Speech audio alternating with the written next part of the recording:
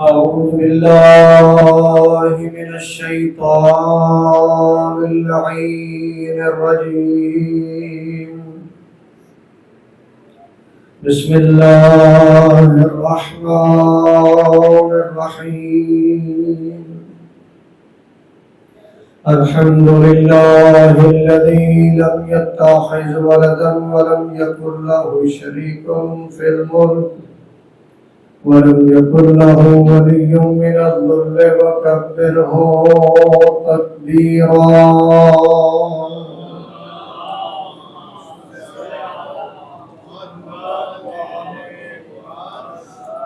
والصلاة والسلام والتحية والإكرام على الرسول المصدق المصطفى الأمجد المحمود الأحمد أبي القاسم محمد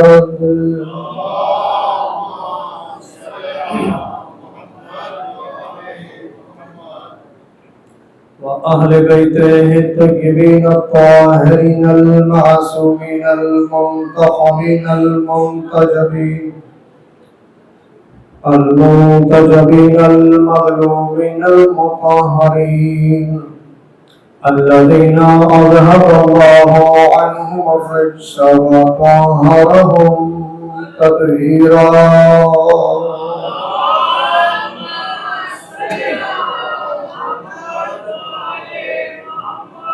واللعنة الدائمة على أعداء الدين أجمعين من يومنا هذا إلى قيام يوم الدين. أما بعد فقد قال الحكيم بسم الله الرحمن الرحيم. يرفع الله الذين آمنوا منكم والذين أوتوا العلم درجات. بلند صلوات پڑھیے گا.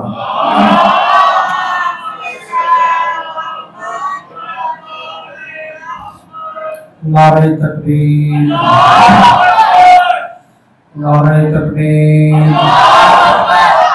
نعرہ رسالت، نعرہ رسالت، نعرہ حیدری، نعرہ حیدری، حسینیت، حسینیت، یزیدیت، یزیدیت پر محمد و آل محمد بلند صلوات.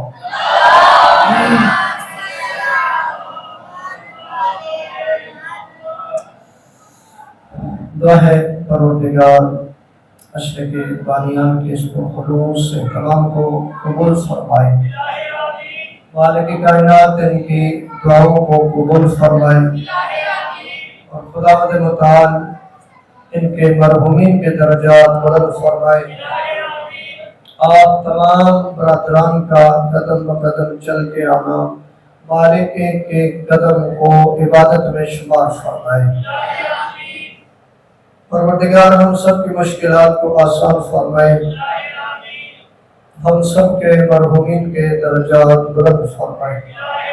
اور جتنے مومنین نے مومنات نے میرے ذمہ بڑھ لگی خداوند متعال ذکر کی سب کے لیے ان کی دعاؤں کو قبول فرمائے.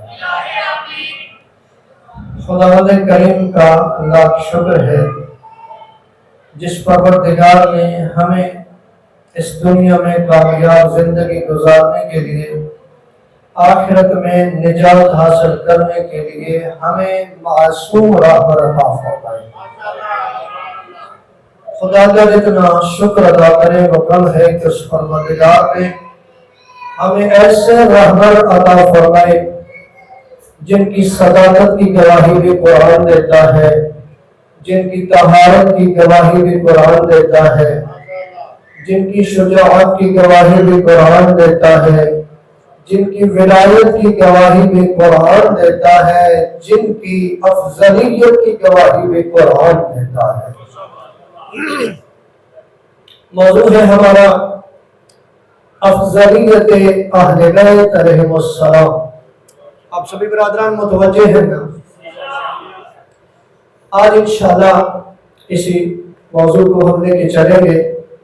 یقیناً آپ کا ساتھ ہوگا تو کچھ مطالبات تک پہنچا پاؤں گا۔ خداوند متعال کی لارد و بہر کتاب، ایسی کتاب جس کے ابتدا میں ہی خداوند متعال نے ارشاد فرما دیا ذالک الکتاب لا ریب فیہ، یہ وہ کتاب ہے جس کتاب میں کسی شک و شبہ کی گنجائش نہیں ہے۔ یعنی خداوند متعال ابتدا میں ہی گارنٹی دے رہا ہے کہ اس میں کبھی شک نہ کرنا، یہ شک سے پاک ہے۔ تو اکثر یہاں پہ میں جملہ کہتا ہوں کہ اس کی ابتدا میں ہی یہ گارنٹی دے دینا کہ یہ وہ کتاب ہے اس میں شک نہیں ہے، تو گارنٹی دینے والا خدا ہے، لیکن پھر بھی بندہ شک کرے تو وہ بندہ خود مشکوک ہو جاتا ہے، وہ بندہ خود مشکوک ہو جاتا ہے۔ تو ہماری کوشش یہی ہے کہ جو ہمارا موضوع ہے وہ قرآن اور حدیث سے ثابت کیا جائے۔ آپ میرے ساتھ دیکھنے کے لیے تیار ہیں؟ ایک بلند سلوات پڑھے تاکہ سمجھ رہے کہ آپ اس میں پڑھ سکتے ہیں۔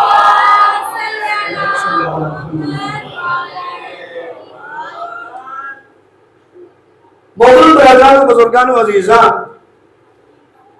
افضلیت اہل بیت علیہ السلام ہمارا موضوع ہے،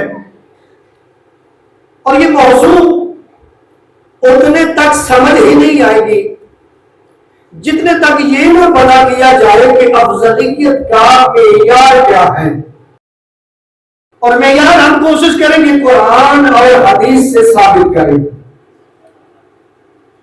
اس لیے کہ قرآن ایک واحد کتاب ہے کہ جس کے دو گتوں کے اندر جو کچھ بھی ہے وہ حق ہے۔ توجہ فرمائیے جی۔ اور یہ صرف آپ نہیں کہتے، جو بھی کلمہ پڑھتا ہے اس کا یہی ایمان ہے کہ یہ وہ کتاب ہے جس کو بھیج کے اللہ نے بتا دیا کہ نحن نزلنا الذکر وإنا لہ لحافظون، ہم نے ہی اسے نازل کیا ہے اور ہم ہی اس کی حفاظت کرنے والے ہیں۔ تو جب حفاظت کرنے والا خدا ہے تو پھر اس میں کوئی شک بھی نہیں ہو سکتا، کوئی جھوٹ بھی، جو کچھ ہے اس میں سچ ہے۔ تو ہماری کوشش ہوگی کہ قرآن سے اس موضوع کو لے کے چلیں، اور جہاں ضرورت پڑے حدیث کو بھی لے کے چلیں۔ توجہ ہے سر، اس سے بات آگے بڑھے گی۔ اور میں آپ سے بھی گزارش کروں گا کہ قرآن سے اپنے عقائد ثابت کیا کریں۔ آپ کو تو اللہ نے ایسا عظیم مکتب دیا ہے، آپ کا جتنا عقیدہ ہے وہ قرآن سے ثابت ہے۔ قرآن سے رابطہ رکھنا کیوں ضروری ہے؟ قرآن سے رابطہ رکھنا اس لیے ضروری ہے کہ ہمارا ہر عقیدہ قرآن میں ہے۔ آپ گھبرا تو نہیں گئے؟ میں کیا کہہ رہا ہوں، ہمارا ہر عقیدہ قرآن میں، اسی لیے بار بار کہا جاتا ہے کہ خود بھی قرآن سے رابطہ رکھیں اور بچوں کو بھی قرآن پڑھائیں۔ یہ جو آپ حدیث سنتے ہیں کہ نبی اعظم نے فرمایا کہ انی تارک فیکم الثقلین کتاب اللہ و عترۃ اہل بیت، یہ جو نبی اعظم نے فرمایا کہ میں دو چیزیں چھوڑ کے جا رہا ہوں، ایک قرآن ہے، دوسری میری عترت۔ تھوڑا بولو نا میرے ساتھ۔ اہل بیت ہے، جہاں پہ یہ بتانا چاہتے ہیں کہ قرآن اور اہل بیت کا جو دامن پکڑے گا، قرآن اور اہل بیت اسے گمراہ نہیں ہونے دیں گے، ساتھ ساتھ یہ بھی بتایا جا رہا ہے کہ قرآن اور اہل بیت کا رشتہ کتنا مضبوط ہے۔ جب تک میرا جملہ پہنچا ہے، یہ بھی بتانا مقصود ہے کہ قرآن کا اور اہل بیت کا رشتہ کتنا۔ پھر جب اہل بیت کا اور قرآن کا رشتہ مضبوط ہے تو ہمیں بھی قرآن سے محبت ہونی چاہیے۔ اور یاد رکھیے، جس گھر میں معصوم فرماتے قرآن پڑھا جاتا ہے وہ زمین والوں کے لیے جیسے عرش کے ستارے چمکتے ہیں، ایسے عرش والوں کے لیے وہ گھر چمکتا ہے۔ جس گھر میں قرآن کی تلاوت ہوتی ہے اس گھر میں اللہ کی رحمت برستی ہے، ایسی رحمت برستی ہے، ایسی رحمت برستی ہے کہ برکتیں ہی برکتیں ہو جاتی ہیں۔ اور جس گھر میں قرآن کی تلاوت نہیں ہوتی اس میں رحمت نہیں برستی۔ میرے بزرگان محترم عزیز جانے گرامی، اس لیے کہہ رہا ہوں قرآن سے خود بھی رابطہ رکھیں، اپنے بچوں کو بھی قرآن پڑھائیں، کیونکہ آپ مشکل ترین دور سے گزرے، آپ کے ہر عقیدے پہ اعتراض ہوتا ہے، توجہ ہے جی، اور سب سے بڑا آپ پہ جو اٹیک ہوتا ہے وہ سب سے بڑا اٹیک ہے کہ فوری جسے کلمہ بھی نہیں سیدھا پڑھنا آتا وہ کہتا ہے شیعہ کافر ہے۔ اگر اس کا جواب دینا چاہتے ہیں تو آپ کو اجازت ہے میں بتا دوں بھائی، یہ حملہ ہوتا ہے آپ پہ ایسے ہی نہیں کہ شیعہ دیواریں کالی کر دی ہیں، ایسے ہی ہے جی، اور جب ماہ محرم قریب آتا ہے نا اس وقت تو اعتراضات حملے اور بہت زیادہ ہو جاتے ہیں۔ میرے ایک برادر کہتے ہوتے ہیں کہ یہ جو مہینہ ہوتا ہے نا اس میں موسمی مینڈک نکل آتے ہیں، توجہ ہے جی، اور جو مینڈک نکلتے ہیں وہ برسات کے موسم میں نکلتے ہیں۔ اس دفعہ میں آپ کو بتاؤں نا، یہ جو ساون کا موسم ہوتا ہے اس میں بارش ہوتی ہے، تو یہ جو 10 دن ہے اس کے 5 دن ساون میں آ رہے ہیں، توجہ ہے جی، تو مینڈک تو زیادہ نکلیں گے۔ تو چند چیزیں میں نے کہا قرآن سے رابطہ رکھیں، قرآن خود بھی پڑھے، بچوں کو بھی پڑھائیں، کیوں جو بھی آپ پہ حملہ کرے اسے بتائیں۔ آج مجھے بتاؤں میرا اللہ پہ ایمان یہ قرآن میں لکھا ہوا ہے، میرا اللہ کے عدل پہ ایمان یہ دیکھ قرآن میں لکھا ہوا ہے، نبوت پہ ایمان یہ دیکھ قرآن میں لکھا ہوا ہے، دیکھ امامت پہ ایمان میرا قرآن میں لکھا ہوا ہے، قیامت پہ ایمان میرا قرآن میں لکھا ہوا ہے، افضلیت اہل بیت پہ ایمان۔ کوشش کرو نا، کوشش کرو، یہ قرآن میں لکھا ہوا ہے۔ اگر توحید کا بتانا پڑے تو بتاؤ، میں قرآن کے مطابق میرے پاس توحید ہے، میں اللہ کو ایک مانتا ہوں، اللہ کے علاوہ کسی اور کو خدا نہیں مانتا، اللہ کو معبود مانتا ہوں، اللہ کے علاوہ کسی کو عبادت کے لائق نہیں مانتا ہوں، میں اللہ کو رازق مانتا ہوں، کسی اور کو رازق نہیں مانتا ہوں، میں اللہ کو خالق مانتا ہوں، کسی اور کو خالق اللہ خالق کل شے، ہر چیز کا خالق اللہ ہے، میں اللہ کی عبادت کا قائل ہوں، اللہ کی عبادت کرنے کا قائل ہوں۔ مجھے یہ بتائیں جب یہ میرا عقیدہ ہے، ایک اور بھی عقیدہ ہے کہ میں یہ مانتا ہوں جو قرآن کے مطابق ہے کہ اللہ کوئی دیکھنے والی چیز نہیں ہے۔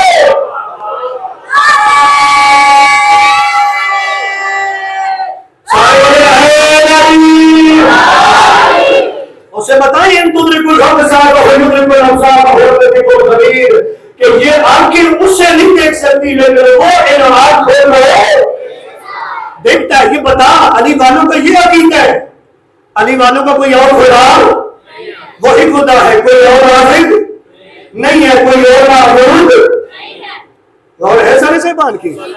قرآن سے مربوط رہے، قرآن سے اپنا عقیدہ بتائیں، اپنے اعمال بتائیں اللہ عادل ہے، ان اللہ لا یظلم مثقال ذرہ، اللہ ایک رائی کے برابر بھی کسی پہ ظلم نہیں کرتا۔ نبوت کے بارے میں بتا، ختم نبوت کا میں قائل ہوں قرآن سے، میرا عقیدہ ہے نبی کے بعد کوئی نبی نہیں آئے گا، کوئی کہلوائے گا وہ بھی کافر ہے، جو اس کو مانے گا وہ بھی کافر ہے۔ ہم کسی اور کو رسول اللہ کتابیں کندھانے گے تو بڑے رسول اللہ میں توجہ ہے، ہاتھ کھڑا کرنے والے لیکن ہمارے یہاں صرف ایک ہی رسول ہے۔ کیوں؟ اس لیے کیونکہ ہم نے جو کلمہ جب پڑھا نا، پہلے جتنے کلمے تھے وہ نبی پہ آ کے ختم ہو جاتے تھے، توجہ فرمانا، لا الہ الا اللہ نوح نجی اللہ، لا الہ الا اللہ موسیٰ کلیم اللہ، لا الہ الا اللہ عیسیٰ، بولو نا، ایسی باتوں میں جو بولتا ہے یہی معرفت والا بولنا ہوتا ہے۔ لا الہ الا اللہ عیسیٰ روح اللہ، یہاں پہ کلمہ ختم، اب آگے ہے لا الہ الا اللہ محمد رسول اللہ۔ پہلے کلمے نبی پہ ختم ہوتے رہے، آگے نبی بھی جاتے رہے، وہ تو میرے سامنے جو میں لگا ہوں، آگے نبی بھی جاتے رہے۔ اب یہاں ہمارے نبی کا کلمہ ہے لا الہ الا اللہ محمد رسول اللہ، ہم نے آگے پڑھا علی، یعنی ہم نے کہا کہ علی اللہ کا ولی ہے، نبوت ہو گئی ختم، اب سلسلہ شروع ہوا ہے امامت اور ولایت کا۔ سارے بولے بھائی، سارے بولے، دونوں ہاتھ بلند کر کے تو قرآن سے مربوط رہے. توجہ ہے جی؟ قرآن سے اپنا عقیدہ بتائیں. کس سے؟ کیوں؟ قرآن ایک ایسی کتاب ہے جس کا کوئی انکار کر ہی نہیں سکتا. قرآن کا کوئی انکار. میں نے ایک جگہ پہ یہ حوالہ بھی دیا تھا، ابھی کلمہ کی بات آئی تو مجھے یاد آ گئی.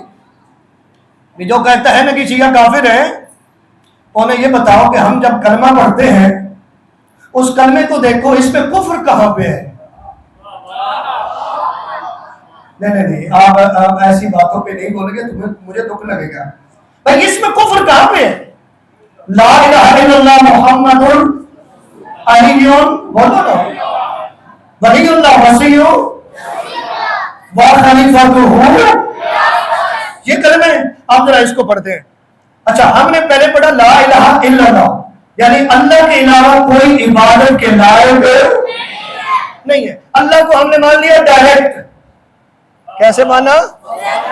یہ وہ والا ڈائریکٹ نہیں ہے جو آپ سمجھے، کیونکہ ہم ویسے ڈائریکٹ کے قائل نہیں ہیں. یہاں ذرا سمجھے، ہم نے اللہ کو ڈائریکٹ مانا، یعنی اللہ کو کسی کی وجہ سے نہیں مانا. اب آپ کو سمجھ آئیے اس ڈائریکٹ کی. اللہ کو کسی کی وجہ سے نہیں مانا، ہم نے اللہ کو مانا ڈائریکٹ لا الہ. میں جواب کس کا دے رہا ہوں؟ جو کہا جاتا ہے کہ یہ کافر ہیں، کلمہ ہمارا دیکھو اس میں کفر کہاں پہ؟ لا الہ بولو. لیکن اللہ کی طرف کوئی عبادت کے لائق ہے، ڈائریکٹ اللہ کو مانا، کسی کی وجہ سے نہیں ماننا. آگے ہم نے کہا محمد، کیا مطلب ہے محمد؟ اللہ کے، اللہ کو مانا ڈائریکٹ، نبی کو مانا اللہ کی وجہ سے. غور کرے غور کرے غور کرے. نبی کو کس وجہ سے مانا؟ یعنی وہ محمد ہمارے رسول ہے جو اللہ کے، محمد اللہ کے، یعنی محمد کو مانا ہم نے اللہ کی وجہ سے. اللہ کو ڈائریکٹ مانا، محمد کو مانا اللہ کی وجہ سے. اب ذرا تیسری بات سن لیں، علی اللہ کے وسیع رسول اللہ. کون اللہ کے ولی علی ہے؟ جو نبی کے وزیر ہیں. اللہ کو ڈائریکٹ مانا، نبی کو اللہ کی وجہ سے مانا، علی کو نبی اور اللہ کی وجہ سے مانا.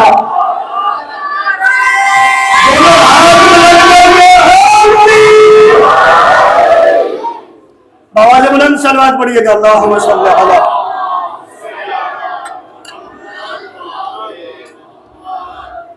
اب سمجھا دیں گے نہیں سبھی یہ جو میرے جواب دوست بیٹھے ہیں. کلمے میں کہیں کفر نظر آیا؟ جب کفر نہیں نظر آیا تو اس کو یاد بھی کرنا ہے، اس سے کہیں ادھر ادھر بھی نہیں ہونا. توجہ فرمائیں. جہاں میں نے بتایا کہ یہ جواب دے سکے، وہاں میں چاہتا ہوں یہ عقیدہ بھی پکا ہو جائے. کیوں؟ جو حسینی ہے اس کا خدا پہ ایمان مضبوط ہونا چاہیے. بزرگان محترم، بات جو ہو رہی تھی، اپنے موضوع کی طرف بڑھتے ہیں. قرآن سے چند مطالب پیش کرتے ہیں. میں نے کہا اتنے تک اپنے موضوع کو نتیجے تک نہیں پہنچایا جا سکتا جب تک ہم یہ نہ دیکھ لیں کہ افضل غور کیجئے گا. یہ جو آیت ہے جب گھر میں جا کے آپ پڑھیں گے، میری التجا تو یہ ہے کہ کوشش کریں اس کی تفسیر کو بھی پڑھیں، کیونکہ یہ جو آیت ہے یہ سورہ مجادلہ کی 11 نمبر آیت ہے، اور جو میں نے تلاوت کی ہے یہ آخری حصہ ہے جس میں خدا فرما رہے ہیں یرفع اللہ الذین آمنوا منکم والذین اوتوا العلم درجات. یہ جو آیت ہے اس کے ابتدا میں خداوند متعال نے کچھ باتیں کی ہیں، وہ سمجھیں گے تو یہ سمجھ آئے گی. خدا فرما رہے یا ایھا الذین آمنوا اذا قیل لکم تفصحوا فی المجالس. اپنے نبی کو کہہ رہے ہیں کہ میرا حبیب ایمان والوں سے ہو مخاطب. یہ ذہن میں رکھے، مخاطب اللہ کس سے ہے؟ ایمان والوں سے. اے ایمان والوں، جب تم سے کہا جائے کہ مجلس میں کشادگی پیدا کرے، یعنی جگہ دیں، تو کیا کرو؟ فَافْصَحُوا يَفْصَحِ اللَّهُ لَكُمْ. تو پھر کیا کیا کرو؟ کشادگی پیدا کیا کرو، اللہ تمہیں کشادگی عطا کرے گا. آگے فرمائے قاعدہ کی لَنْشُزُوا فَنْجُزُوا. اگر کہا جائے اٹھ جاؤ تو اٹھ جایا کرو. آپ متوجہ ہوں گے تو میں کچھ بتاؤں گا. اے ایمان والو کہ اپنی مجالس میں کشادگی پیدا کیا کرو. شاید آپ میں یہ جو آیت ہے اسی کی وضاحت کر سکوں. اگلا جو کچھ بیان کرنا ہو سکتا ہے گھر پہ چلا جائے, لیکن دیکھیں گے اگر ہم متوجہ ہوں گے تو انشاءاللہ اس آیت کے اندر جو کچھ ہے اس کو بھی لطف آئے گا. معیار فضیلت تو اس میں بتا دیا. پہلی چیز ہے علم اور ایمان. کیا چیز؟ ایمان اور افضلیت کا بیان ہے. اب یہ جو جہاں بیان کیا گیا یہاں ذکر کیا ہو رہا ہے؟ اے ایمان والو. ایمان والوں سے اللہ مخاطب ہے. حبیب ان کو کہہ دے اے ایمان والو اپنی مجالس میں کشادگی پیدا کرو, یعنی جگہ بناؤ. اگر تم کشادگی پیدا کرو گے اللہ تمہیں کشادگی عطا کرے گا. اگر تمہیں کہا جائے اٹھ جاؤ, توجہ فرما رہے ہیں جی, تو اٹھ جایا کرو. کیوں؟ یرفع اللہ الذین آمنوا منکم والذین اوتوا العلم درجات. تم میں سے جو صاحبان ایمان ہے اور علم والے ہیں اللہ ان کے درجات بلند کرتا ہے. توجہ فرمائیں, توجہ فرمائیں. سارے بولے جی, سارے بولے ہے. اچھا, مفسرین نے لکھا ہے کہ ہوتا کیا تھا کہ نبی کی محفل میں لوگ آتے تھے, توجہ ہے جی, لیکن جو پہلے بیٹھتے تھے نا وہ بعد میں آنے والوں کو جگہ نہیں دیتے تھے. نبی کی صحبت کا ذکر آپ نے بڑا سنا ہے, یہ ذرا قرآن سے بھی سن لیں. توجہ ہے جی, ذرا قرآن سے بھی سن لیں.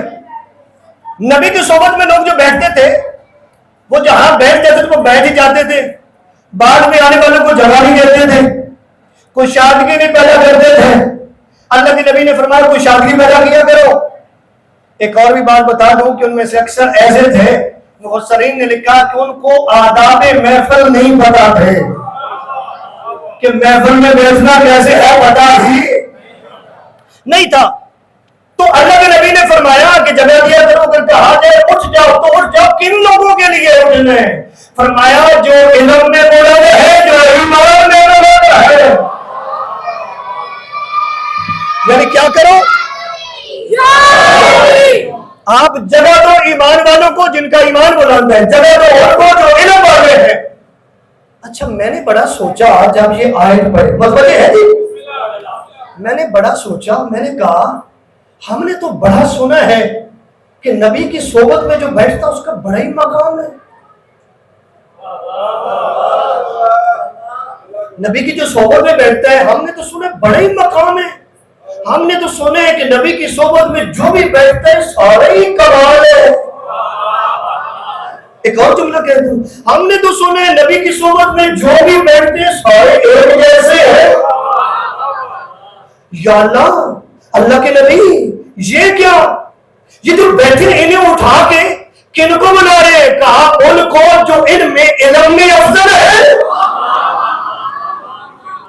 جو ایمان میں افضل ہے. اس کا مطلب پتا چلا یا اللہ یہ نبی کی محفل میں بیٹھنے والے سارے ایک جیسے نہیں تھے. نہیں, کچھ چیزیں ہوتی ہیں کہ جو سمجھنے والی ہوتی ہیں, ٹھیک ہے نا. اللہ یا میرے مالک, کیا یہ جو سارے بیٹھے ہوتے تھے ایک جیسے نہیں تھے؟ تو عجب نہیں, جواب ہے قرآن جو پڑھ رہا ہے تھوڑا اور پڑھ لے. اللہ یا میرے مالک کہاں سے پڑھوں؟ کہا کہ اسلام والا پڑھ. تل کر رسول فضلنا بعضهم خدا فرما رہے کہ میں نے 12 رسولوں کو 12 رسولوں پر فضیلت دی ہے. مجھے خود ہی سمجھ آ گئی کہ جب اللہ کہہ رہے میں نے رسول ایک جیسے نہیں بنائے تو رسولوں کی محفل میں بیٹھنے والے کیسے؟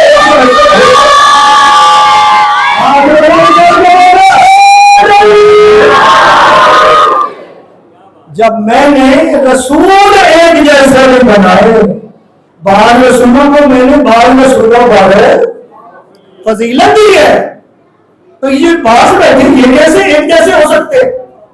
اس کا مطلب اس آیت نے ہمیں بتایا ایک تو سارے ایک جیسے نہیں تھے, اور جو افضل تھے وہ کون تھے؟ جن کے پاس ایمان زیادہ تھا اور علم بولو نا زیادہ تھا.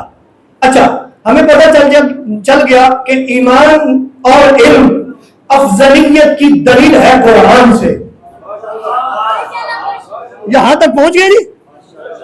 اچھا, اب یقیناً آپ کے چہرے مجھے بتا رہے ہیں، آپ یہ سننا بھی چاہیں گے کہ پھر وہ ہے کون؟ ایسے تو نہ سنے نا، ایسے تو نہ سنے بھائی، پتہ تو چلنا چاہیے وہ ہے کون جن کا ایمان بھی بلند ہے، جن کا علم بھی۔ اچھا آپ تو چاہیں گے ابھی بتا دیا جائے، لیکن میں چاہوں گا تھوڑا انتظار کر کے، چونکہ میں لوگوں کو بھی بتانا چاہتا ہوں، کیونکہ دلیل دی جا رہی ہے، پتہ بھی چلے وہ ایمان والے کون ہیں جو بلند ہیں، اور وہ علم والے کون ہیں جو بلند ہیں۔ ٹھیک ہے؟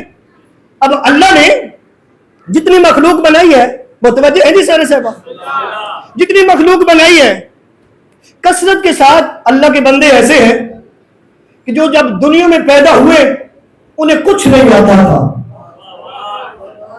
میں صحیح کہہ رہا ہوں؟ قرآن پڑھیے گا، یہ بھی قرآن میں ہے، انسان کچھ نہیں جانتا تھا، لیکن جن کی بات کروں گا وہ بھی قرآن میں ہے، جن کی بات بتاؤں گا وہ بھی قرآن میں۔ یہ بھی بات قرآن میں ہے کہ اللہ نے انسان کو پیدا کیا تو وہ جانتا کچھ نہیں تھا، جب اس نے کسی سے سیکھا پھر وہ جان گیا۔ بھائی جس کو بھی دیکھے پہلے شاگردی کرے گا کسی استاد کی، استاد اسے پڑھائے گا، پھر وہ بھی عالم بن جائے گا۔ اچھا میں نے استاد سے پوچھا بھی آپ کو پہلے سے علم تھا؟ استاد کیا کہے گا؟ نہیں ایک وقت تھا مجھے بھی نہیں پتا تھا، میں نے بھی کسی سے سیکھا۔ اچھا میں نے اگلے سے سوال کر دیا جو آگے والا استاد ہے، بھی آپ کو سارا علم پہلے سے تھا؟ بولو نا میرے ساتھ۔ وہ بھی کہے گا نہیں بھائی، ایک سلسلہ چلتا رہا، ہر کسی نے کہا میں نہیں جانتا تھا، میں نے سیکھا ہے، پھر اگلے استاد سے پوچھا، اس نے کہا میں نے سیکھا ہے۔ میں نے کہا پروردگار تو کامل ذات ہے، یہ تیرے بندے جس کو تو نے اشرف المخلوقات کہا ہے یہ تو سارے ناقص ہیں، یہ سارے، یہ تو پہلے جانتے ہی نہیں تھے، انہوں نے تو سیکھا تو پھر انہیں کچھ پتا چلا۔ پروردگار تو جو کامل ذات ہے یہ تو سارے ناقص ہے، استاد بھی ناقص ہے کیونکہ وہ پہلے جاہل تھا، شاگرد بھی ناقص ہے کیونکہ وہ جاہل تھا، پہلے ان پڑھ تھا، نہیں جانتا تھا۔ پروردگار تیری ذات جو کامل ہے، بھئی کوئی تو ایسا بناتا جو کامل ہوتا، علی والا ہو، ہاں علی والا ہو اور وہ متوجہ نہ ہو، یہ ہو نہیں سکتا۔ بھائی پروردگار کوئی تو ایسا بنا تھا کہ جو کامل ہوتا۔ میں تو جس سے پوچھ رہا ہوں وہ کہتا میں نے فلاں سے سیکھا، اس سے پوچھا اس نے کہا میں نے فلاں سے سیکھا، اس سے پوچھا اس نے کہا میں نے فلاں سے سیکھا۔ کوئی تو ہوتا جو کامل ہوتا، جو کہتا میں نے ادھر سے نہیں سیکھا، مجھے خدا نے سکھایا ہے۔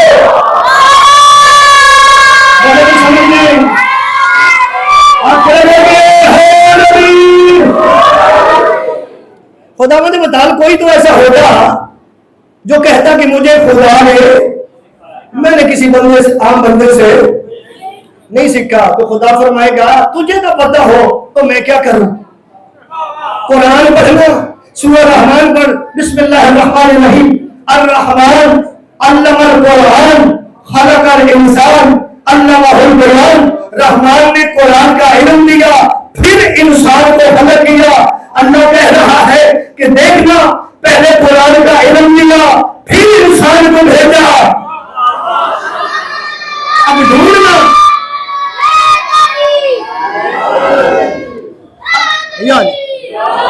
اب ڈھونڈنا وہ انسان جسے پہلے علم دیا گیا، توجہ ہے جی؟ اب ڈھونڈنا وہ انسان جسے پہلے علم دیا گیا، پھر خلق کیا گیا، پھر بیان کا علم سکھایا۔ ہم نے ڈھونڈنا شروع کر دیا۔ سب سے پہلے، بات لمبی ہے ختم کرتا ہوں، سب سے پہلے میں نے کوشش کی کہ دیکھتے ہیں کہ ہم سارے ہیں جناب آدم کی اولاد، ان کا علم کیسا تھا؟ اور ہے جی قرآن پڑھا، قرآن نے بول کے کہا سورہ بقرہ میں، وَإِذْ قَالَ رَبُّكَ لِلْمَلَائِكَةِ إِنِّي جَاعِلٌ فِي الْأَرْضِ خَلِيفَةً وَيَجْعَلُ فِيهَا مَن يُفْسِدُ فِيهَا وَيَسْفِكُ الدِّمَاءَ وَنَحْنُ نُسَبِّحُ بِحَمْدِكَ وَنُقَدِّسُ لَكَ قَالَ إِنِّي أَعْلَمُ مَا لَا تَعْلَمُونَ۔ ہم نے پڑھا، ترجمہ پڑھا، خداوند متعالی اپنے حبیب سے مخاطب ہے اے حبیب و بات یاد کرو کہ جب خدا نے کہا ملائکہ سے کہ میں تمہارے درمیان میں زمین میں ایک خلیفہ بنانے والا ہوں، ملائکہ نے کہا اس سے بنائے گا جو خون خرابہ کرے گا۔ قرآن پڑھ رہا ہوں، کیا کر رہا ہوں؟ قرآن پڑھ رہا ہوں۔ اور آپ، میں بار بار کہہ رہا ہوں آپ کو قرآن آنا چاہیے، قرآن آپ کو پڑھنا چاہیے۔ آپ پہ ایک اور بھی الزام ہے کہ قرآن آتا نہیں ہے، تو چلو آپ کی طرف سے کہہ دیتا ہوں، ہمیں قرآن ختم کرنا نہیں آتا، پڑھنا آتا ہے، پڑھنا آتا ہے۔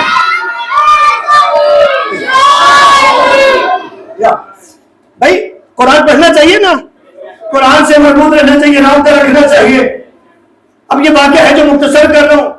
اللہ نے آدم کے بارے میں ملائکہ سے کہا کہ میں خلیفہ بنانے والا ہوں، میں ایک خلیفہ بنانے والا ہوں۔ کیا کہتے ہیں مولانا؟ کون کہہ رہے ہیں؟ خلیفہ بنانے والا ہوں کون؟ نہیں، گرمی ہے مجھے پتا ہے لیکن مجھے بھی ہے، خلیفہ کون بنا رہا ہے؟ ابتدا میں اللہ نے بتایا، کل بھی آپ نے سنا نا، سردار لشکر طالوت اور جالوت کے واقعہ میں کس کو بنایا؟ کس کو؟ طالوت کو۔ کیوں بنایا؟ علم اور بہادری کی وجہ سے۔ ابھی بھی سن رہے، بنا اللہ ہی رہا۔ یہاں پہ بھی ملائکہ نے کہہ دیا ہم تیری تسبیح و تقدیس کریں گے، کرتے ہیں، یہ خون خرابہ کرے گا۔ مفسرین نے لکھا کہ انہوں نے خواہش ظاہر کی کہ ہم معصوم ہیں، تسبیح و تقدیس کرتے ہیں، ہمیں خلیفہ بنا۔ ہوا کیا؟ پروردگار نے فرمایا ہاں خلیفہ بن رہے ہیں، تو پھر ایسے تو نہیں، پھر امتحان ہوگا۔ حسین و منی جنہوں نے سنے کہ جو نبی کی اتباع کرے، جو امتحان میں کامیاب ہو، جو اعلان حق کرے، ایسے ہی ہے جی وہ منی کی منزل پہ۔ اب یہ یہاں پہ کیا ہوا؟ امتحان ہوگا۔ اور امتحان کیسا ہے؟ اچھا یہاں پہ اور کسی بندے کو بتا دے، بچے نہ دکھائے، نام بتا دے، میرے بڑے بیٹے کا نام محمد ہے، دوسرے کا نام علی ہے، تیسرے کا نام حسن ہے، چوتھے کا نام حسین ہے۔ اب نام نہیں بتائے، نام بتائے ہیں، وہ بیٹے نہیں دکھائے۔ اب جسے بتائیں اسے نام تو یاد ہے، یہ نہیں پتا محمد کون ہے۔ دکھ لگے گا اس بندے پہ جس بندے کو سمجھ آئی تو نہ پتا۔ آج بات ہی حل ہو جائے گی، یہ امتحان سمجھ آ جائے گا آپ کو۔ بھائی 4 نام بتائے، بیٹے نہیں دکھائے۔ کیا جی؟ بیٹے نہیں دکھائے۔ اب کہا ایک محمد ہے، ایک علی ہے، دوسرا حسن ہے، تیسرا بولو حسین ہے۔ یہ نہیں پتا کون محمد ہے، کون علی ہے، کون حسن ہے، کون حسین ہے۔ ایسے ہی ہے جی، کیونکہ دیکھے نہیں ہیں۔ اور مسئلہ پھر یہ ہے، ہمارے یہاں ایک اور بھی مثال دے دوں۔ ہمارے یہاں یہ ہوتا ہے کہ ہم جب نام رکھتے ہیں تو ہم نام رکھتے ہیں، ضروری نہیں ہے کہ جو نام ہے ایسا وہ بندہ بھی ہو۔ جملے سننا، جملے سننا، ایسا نہیں ہے۔ مثلا اگر کسی کا نام ہم نے رکھ دیا شیر، تو ضروری نہیں وہ شیر ہے بھی۔ توجہ ہے جی؟ کسی کا نام ہم نے فضل رکھ دیا تو ایسا نہیں ہے کہ وہ فضل ہو بھی۔ توجہ توجہ فرما رہے ہیں؟ اگر کسی کا نام ہم نے رکھ دیا خان بہادر، ضروری نہیں وہ بہادر ہو بھی، اور اکثر ایسا ہوتا وہ نہیں ہوتے۔ کتنی ایسے ہوتے نام علی ہے۔ کچھ آپ کی توجہ ہوگی تو میں نے جملے دینے۔ بھائی بات یہ ہے کہ ہم تو رکھتے ہیں، یہ نہیں دیکھتے کہ یہ ایسا ہے بھی یہ نہیں، لیکن جب اللہ رکھے گا نا محمد، تو اسی کو محمد رکھے گا جو محمد ہوگا۔ یہ جملے سنیے گا، اس کا نام محمد رکھے گا جو محمد ہوگا۔ اگر اللہ کسی کا نام رکھے گا علی، تو وہ علی ہوگا۔ اگر کسی کا نام رکھا ہے نا حسن، تو وہ حسن، بولو بولو میرے ساتھ بولو، وہ حسن ہوگا۔ اگر کسی کا نام رکھا ہے حسین، وہ حسین ہوگا۔ یعنی جیسا نام ہوگا ویسی وہ شخصیت۔ اب وہ اس امتحان کو دیکھیں، اس امتحان کو دیکھیں، یہ امتحان ہے ایسا۔ نام پتہ تھے ملائکہ کو بھی، توجہ نہیں فرمائی، توجہ نہیں فرمائی۔ وہ بات یاد ہے کہ نام پتا ہے بچوں کو نہیں پتا کون محمد ہے, کون علی ہے, کون حسن ہے, کون حسین ہے. جب نام پتا ہے بچے نہیں پتا تو نہیں پتا کون محمد ہے. اب اس کو ذرا سامنے رکھیے گا, 4 بچے بندے کے ہوں, نام بتا دے بچے نے بتا تو نہیں پتا چلتا. اب اس امتحان کو سامنے رکھے, اصل امتحان ہوا ہی ایسا ہے کہ ذیشان احمد جوادی صاحب فرماتے ہیں نام علم ان کے پاس بھی تھا, نام وہ بھی جانتے تھے, نام جناب آدم بھی جانتے تھے. شکست صرف اس وجہ سے ہوئی جناب آدم کو پتا تھا اور ان کو بھی پتا تھا. ملائکہ کو جب کہا بتائیں ان میں محمد کون ہے, وہ نہیں جانتے تھے. بتائیں ان میں علی کون ہے, وہ نہیں جانتے تھے. نہیں جانتے تھے ان میں حسن کون ہے, کہ ایک محمد ہے, ایک علی ہے, ایک حسن ہے, ایک حسین ہے, لیکن نہیں پتا تھا کون محمد ہے, کون علی ہے, کون حسن ہے, کون حسین ہے. چونکہ رابر بنا کے بھیجا تھا آدم کو, ان میں اتنی صلاحیت تھی کہ انہوں نے جب دیکھا نا محمد دیکھا تو پہچان لیا, یہی دیکھا تو پہچان لیا یہی علی ہو سکتا ہے, حسن دیکھا پہچان لیا یہی حسن ہو سکتا ہے, اور حسین دیکھا پہچان لیا یہی حسین ہو سکتا ہے.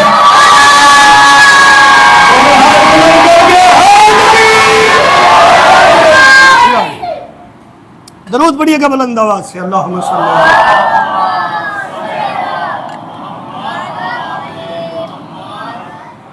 علم تھا لیکن جس کو اللہ نے خلیفہ بنائے, اپنا نائب بنائے زمین میں,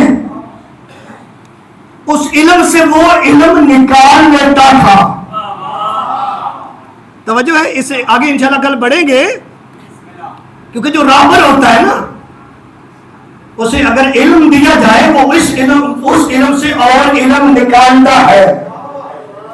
بات تو شخصیت کی کریں گے لیکن فرمان سناتا جاؤں, کیونکہ ہمیں تاریخ میں ایک ایسی شخصیت ملتی ہے جس نے کہا مجھے نبی نے علم کے 1000 باب تعلیم کیے, میں نے ہر ایک باب سے 1000 باب اور توجہ فرمائے نہیں, توجہ فرمائے. اس سے انشاءاللہ کل بات ہوگی. تو سب سے پہلی چیز ہم نے کیا دیکھی, جو معیار افضلیت ہے وہ کون سی ہے جی؟ نہیں سارے نہیں بول رہے, کیا چیز ہے؟ علم اور ایمان, علم اور ایمان. سب سے پہلی بات کی جناب آدم کے حوالے سے, وہاں ایمان بھی اعلیٰ درجے کا اور علم اتنا کہ مقابلے میں بھی معصوم ہے. توجہ ہے جی, اللہ کے ملائکہ معصوم ہے یا نہیں ہے؟ ہاں جی معصوم ہے. اس کا مطلب یہ ہے کہ اللہ جسے رہبر بناتا ہے, غیر معصوم کون ہوتا ہے؟ معصوم بھی اس کا مقابلہ نہیں کر سکتا. ان چیزوں کو دیکھیں, علم کو دیکھیں. اللہ کہہ رہے جن کو میں نے علم دیا ان کے درجات بڑھائے ہیں, اور جن کے اللہ نے درجات بڑھائے ہیں نا, متوجہ جی, انہوں نے اس معاشرے میں دنیا کو بھی بتایا کہ اللہ نے ہمیں درجات دیے ہیں, کہ انہوں نے اپنا سب کچھ قربان کر دیا اس خدا کے لیے. کیوں؟ انہوں کو کسی اور کا دیا نہیں, اس کا دیا ہوا ہے, سب کچھ قربان کر دیا. اور ایسے قربان کیا کہ 1400 سال ہیں ہو گئے, دنیا حیران ہے کہ جس حسین کا نانا سے اتنا پیار تھا کہ جب نانا دنیا سے چلا گیا تو روز آتے تھے نانا کے روزے میں, روتے تھے, کہتے تھے نانا آپ کے بغیر چین نہیں آتا, آپ کے چہرے کا عاشق ہوں, نانا آپ کے بغیر رہ نہیں سکتا, میں کیسے رہوں, آپ سے محبت بال میں. ایک دن یہ باتیں کرتے روتے روتے سو گئے. نبی اعظم خواب میں ملے, میرا بیٹا میرے لیے اداس ہے, ہاں نانا آپ کے بغیر نہیں رہ سکتا. نبی نے فرمایا حسین چلا جا, میں دعا کرتا ہوں اللہ تجھے ایک ایسا بیٹا دے گا جس کی شکل میرے جیسی ہوگی, جب میرے چہرے کی زیارت کرنی ہو علی اکبر کو دیکھ لینا. ان دونوں میں نفر نہ کیجیے گا, بخل نہ کیجیے گا. یہ وہ گھرانہ جس نے اللہ کے لیے سب قربان کر دیا. یہ وہ گھرانہ ہے جس نے دنیا کو بتایا خدا کیسے کہتے ہیں. یہ وہ گھرانہ ہے جس نے دنیا کو بتایا خدا کا حکم جو ہے اس کی حقیقت کیا ہے. کچھ بھی نہیں بچایا. وہ حسین جو اپنے نانے کا اتنا عاشق تھا کہ نانا نے دعا کی علی اکبر اللہ تجھے دے گا جو میری شکل والا ہوگا. میرا بیٹا اتنا نہ رویا کر, تو نے ایک بہت بڑا کام کرنا ہے. تو نے ایک بہت بڑا کام کرنا ہے. عزاداران مظلوم کربلا بڑا مشکل تھا امام حسین کا مدینہ چھوڑنا. حوصلے سے چند جملے سن.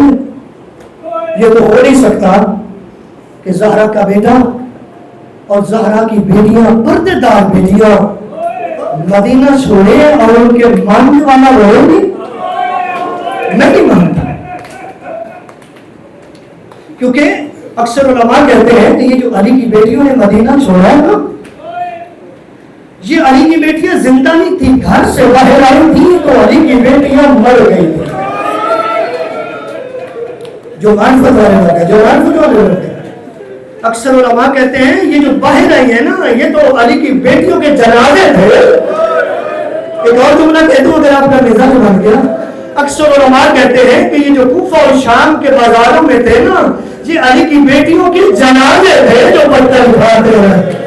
اجرکم اللہ, اجرکم اللہ, اللہ تیری دعاؤں کو قبول فرمائے. اجرکم اللہ, اللہ آپ کی دعاؤں کو قبول فرمائے, بانیان کے برسے کو قبول فرمائے. عزاداروں بڑا مشکل تھا. میں نے کئی مجالس میں یہ جملہ پڑھا ہے, یہاں پہ بھی پڑھ دیتا ہوں آپ کا مزاج دیکھ کے. کہ ابھی لوگ حج کر کے آئے, جب لوگ حج کر کے مدینے سے نبی کے روزے کی زیارت کر کے نکلتے ہیں, یہ کبھی ان سے کیفیت پوچھئے گا کہ نبی کا روزہ چھوڑنا مشکل کتنا ہے. اللہ کرے میں چند جملے کہہ دوں, اللہ کرے میں چند جملے کہہ دوں. بڑا مشکل ہے کسی مسلمان کا کلمہ گو کا نبی کا روزہ چھوڑنا. جب پوچھا جائے کہا بڑی مشکل تھا نبی کا روزہ چھوڑنا, اس سے پلٹ کے سوال کرو یہ تو جو کہہ رہا ہے نبی کا روزہ چھوڑنا مشکل تھا, تو نے نبی دیکھا ہے؟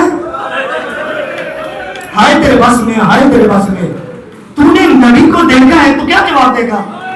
میں نے دیکھا نہیں ہے. دوسرا سوال کرو, تو نے نبی کو مدینے کی گلیوں میں چلتا دیکھا ہے؟ اللہ تیرے آنسو قبول فرمائے. اللہ کرے میں تو جملے کہہ دوں, تو نے نبی کو مدینے کی گلیوں میں چلتا دیکھا ہے؟ وہ کہے گا نہیں. کہا پھر اتنا پیار نبی کا روزہ نہیں چھوڑ سکتا, یہ رشتہ کون سا ہے؟ کہا میں نبی کا امتی ہوں, نبی کا کلمہ پڑھتا ہوں. تو پھر سوچ لینا کہ جس بندے کا نبی سے یہ رشتہ ہے کہ کلمہ کون ہے, نبی سے یہ رشتہ ہے کہ نبی کا امتی ہے, وہ نبی کا روزہ نہیں چھوڑ سکتا. پھر مجھے اتنا بتا, جو نبی کے کاندھوں پہ چلتا تھا, جو نبی کے کاندھوں پہ چل کے مدینے کی گلیوں کی سیر کرتا تھا, پتہ نہیں وہ حسین مدینہ کیسے چھوڑنے کو ملے گا. اچھا سن رہے ہیں تیرے بھائی نکلی ہے, پتہ نہیں کتنا مشکل تھا اس حسین کے لیے مدینہ چھوڑنا. عزاداروں آخری ٹائم آئے ہیں نانا کے روضہ پہ, روتے روتے. بعض علماء کہتے ہیں کہ امام کو خواب آئی, سو گئے. خواب میں امام کیا دیکھتے ہیں, ایسے لگتے ہیں جیسے قبر شگافتہ ہوئی ہے. جب قبر شگافتہ ہوئی, حسین فرماتے ہیں نانا, نانا میرا دل چاہتا ہے مجھے قبر کی جگہ دوں. ہائے تیرے بس میں ہے, ہائے تیرے بس میں ہے, ان دنوں میں مخالفت کرنا. نانا میرا دل چاہتا ہے مجھے قبر کی جگہ دے دے, میں زندہ نہیں رہنا چاہتا. حسین فرماتے ہیں کہ نانا نے کہا ہے حسین, حسین قبر کی جگہ دینا مشکل نہیں ہے, لیکن کیا بتاؤں تیری منزل بڑی مشکل ہے, تو نے قربانی دینی ہے. اگر تو شہید نہیں ہوگا میرا دین نہیں بچنا. اور ہونے والے یہ جملہ نہیں کہا, اس سے آگے بھی جملہ کہا ہے, اے حسین اکیلے نہ جانا. نانا کیسی تم؟ کہا شاء اللہ ان یراہن سوایا. اللہ کے نبی فرماتے ہیں حسین اکیلے نہ جانا, اپنی بہنوں کو ساتھ لے جانا, اتنے تک دین نہیں بچتا. आजादारों कैसे नहीं रोएंगे, आदि की बेटियां जा रही है, इस मदीने को आबाद करने वाले जा रहे हैं। आजादारों ये परेशान हो गया, क्या कोई कजिया हो गया, कोई रहमत होगी किसी की। आजादारों एक जुमला कहता जाओ, ये मदीना 2 दफा ज्यादा रोया है। और कीजिए, 2 दफा ये मदीना के लोग ज्यादा रोए हैं। तारीख दोनों दिनों की 28 है, एक 28 सफर है, जो तुमने सुन के रोने की आती है। एक 28 सफर है, एक 28 रजब है। वजाहत कर दो, एक मदीना उस दिन रोया जब नबी का जनाजा उठा था, हाय बस में, हाय बस में है। दूसरा मदीना कोहराम बपा हुआ उस वक्त जब 28 रजब को नबी की औलाद चली। ये कहता है मदीने के दरों दीवार रो रहे थे। बाज़ उलमा ने तो यहां तक लिखा कि कुछ बच्चे थे जो औनो मोहम्मद को मिल के रो रहे थे, जिनकी छोटी छोटी औलाद है। कुछ जवान थे जो अली अकबर को मिल के रो रहे थे। बस मिजाज मिला एक दो जुमले को, आपकी इबादत हो गई। अज़दरानी मजलूम करबला ये कहता है, मैंने किसी से पूछा आज हुआ क्या, कहा आपको नहीं पता, कहा मुझे नहीं पता, कहा आज मदीने के वारिस मदीना छोड़ रहे हैं। मैं लफ्जों के साथ लिखे, मदीने के वारिस मदीना छोड़ रहे हैं। ये चला, ये कहता है कि जहां से बीबियों ने सवार होना था, मैं जरा दूर बैठ गया, मैं देखता रहा। ये कहता है यकदम मैंने देखा एक अमारी आई है, एक ऊंट था, उसके जब करीब आई एक 13 साल का यतीम आगे बढ़ा,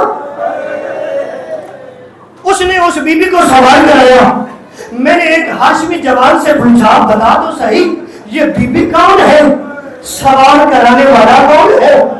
उसने कहा ये हसन का यतीम है, मां को सवार करा रहा है किसी में जिंदगी का पता नहीं, बस तो मिल देते मुझे रोने वालों। ये फिर कहता है एक हमारी आई, एक 18 साल का जवान आगे बढ़ा, उसने बीबी को सवार करा दी। मैंने फिर पूछा उसी हाशमी जवान से, ये बीबी कौन है, ये जवान कौन, समझ तो नहीं होंगे आपको। उस हाशमी ने कहा ये अली अकबर है, उनमें नैना पे सवार करे और जिनकी छोटी औलाद है। ये अब्दुल्ला बिन सिनान कहता है कयामत का मंजर था, यकदम मैंने क्या देखा, एक ऐसी बीबी बाहर आई है कि पहले तो एक एक जवान आगे बढ़ा था ना, अब एक जवान नहीं आगे बढ़ा, अब कासिम भी आगे बढ़े हैं, अब अली अकबर भी आगे है, करती जल्दी का पता नहीं, अब अली अकबर भी आगे बढ़े हैं और उन्होंने जनाब अब्बास भी आगे बढ़े हैं। आगे बढ़ के उन्होंने सवाल कराया। ये कहता है मैंने पूछ लिया, बता तो